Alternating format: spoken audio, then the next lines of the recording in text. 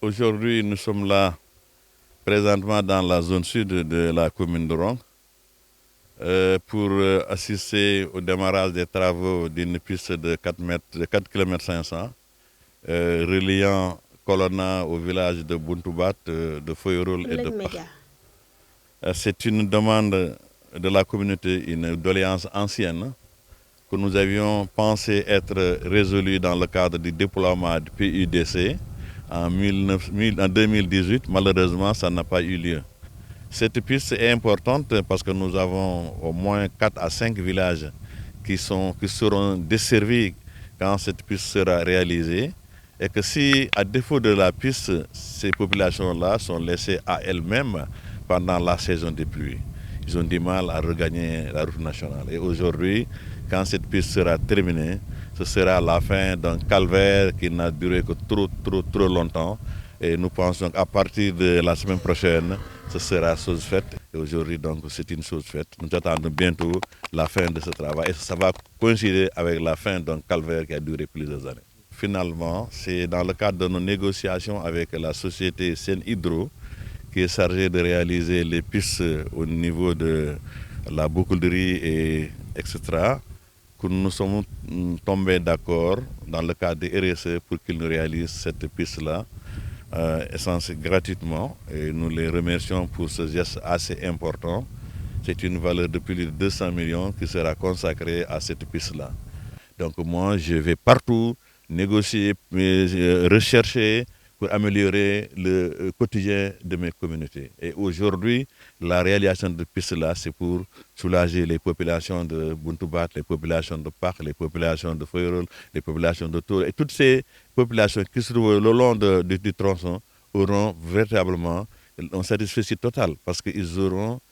la possibilité de vaquer à leur occupation à tout moment de la journée parce qu'il n'y aura plus de contraintes liées à l'immobilité. Nous remercions l'État du Sénégal à travers les pistes de la boucle de riz et la piste du pont de Rosso, qui en grande quantité, près de 80% se réalise dans la commune de Ronkh. Mais ce tronçon aussi est aussi important que les autres pistes qui sont réalisées dans la commune de Ronkh, qui est quand même impressionnante parce que tellement elle est bien faite. Mais nous nous inquiétons du retard que pourrait avoir la deuxième étape qui consistera au bitumage des routes. Parce que les routes en latérite, c'est très bien, mais la durée de vie, c'est 1 an, 2 ans, ça revient à la case de départ. Pour préserver les efforts qui ont été consentis pour la réalisation de ces pistes-là en latérite, nous aimerions vraiment, aussitôt que le travail est fini, qu'on attaque la deuxième phase. Parce que le vrai désenclavement, c'est la route goudronnée. La route en latérite, c'est bien, c'est un palliatif, mais ce n'est pas une solution. La solution, c'est le bitumage. Et nous pensons que l'État doit tout faire pour bitumer ces routes-là. Parce que la commune de Ronkh, quand même, fait partie des greniers du Sénégal. Je puis dire que c'est la première commune qui produit du riz au Sénégal. Et une commune qui produit beaucoup de cultures légumières. Et pour cela, nous pensons qu'il est temps qu'on désenclave la commune de Ronkh totalement.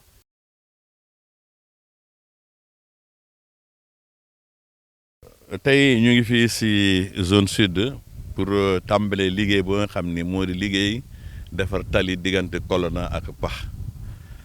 nekk lu nga xam ne nag mëbët bu yàgg la nekk laaj ci population bi laaj bu yàgg et ñun déjà bu ñu nekkee maire rek la ñu xalaati defar tali bi en 2018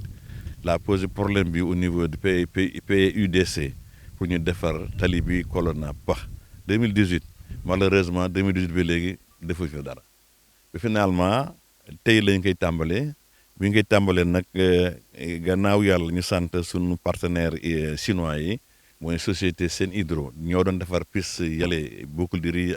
et cetera bu ñu leen waxee loolu ñu ne am problème daañu fexe suñu programme xëyal si dans le cadre de la RSE pour ñu réaliser piste boobu bon ñu ngi négocier ak ñoom ba tey ñu jox ñu rendez-vous ñu ngi démarrer liggéey bi donc loolu nekk na nag luy teggi jafe-jafe yu bëri si population yooyu parce que bu tawoon duñu mën a dem bu guddee doo mën a dem parce que amul yoon da ngay jékki-jékki rek réer wala nga dugg si kan dugg si ay taxas mais tey incha allah am nañu yaakaar bu liggéey bi jeexee dootuñu am benn problème waxtu bu neex waa ji mun nga déplacer dem Colonna jël tali bi continuer dem Richard wala nga dem Rosso Béthio wala nga dem Rosso Sénégal donc loolu nekk na tam aussi fii zone de production agricole la bu tali yi amul oto yi dañuy ngiroo léeg-léeg nga oto sax bu ne mun mu dem fa parce que yoon bi baaxul donc dafay mel ni ñoom nekkoon population ba nga xam ne ñu bañ bokk Sénégal parce que am na lu nga xam ne mënuñu ko bénéficier wu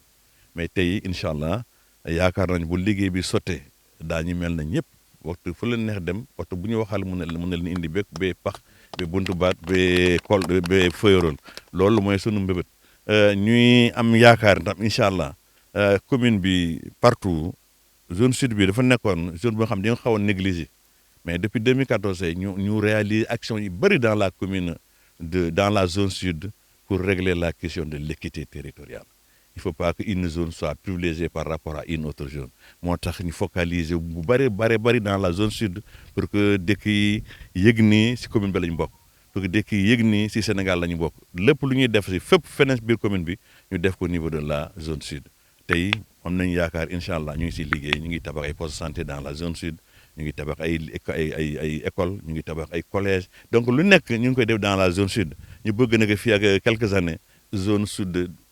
bañati jooy tumurange daanaka Ronkh amuloon piste bu wax en 2015 amoon na benn séminaire bu am solo bu ñu doon def à Ronkh mais dañ ko mujj annulé parce que dafa taw kenn mënul àgg Ronkh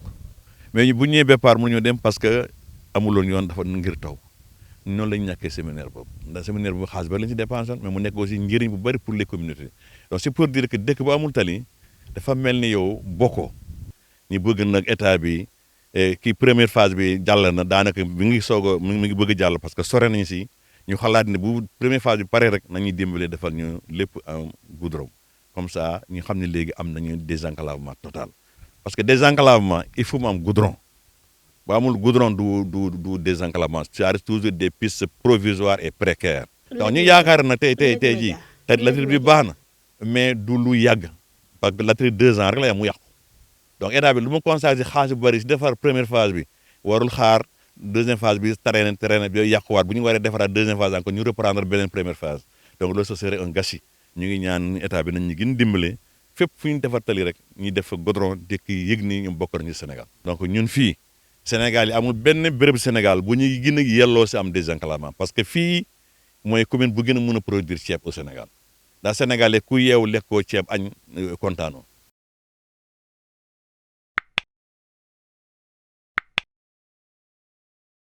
Audio Jungle.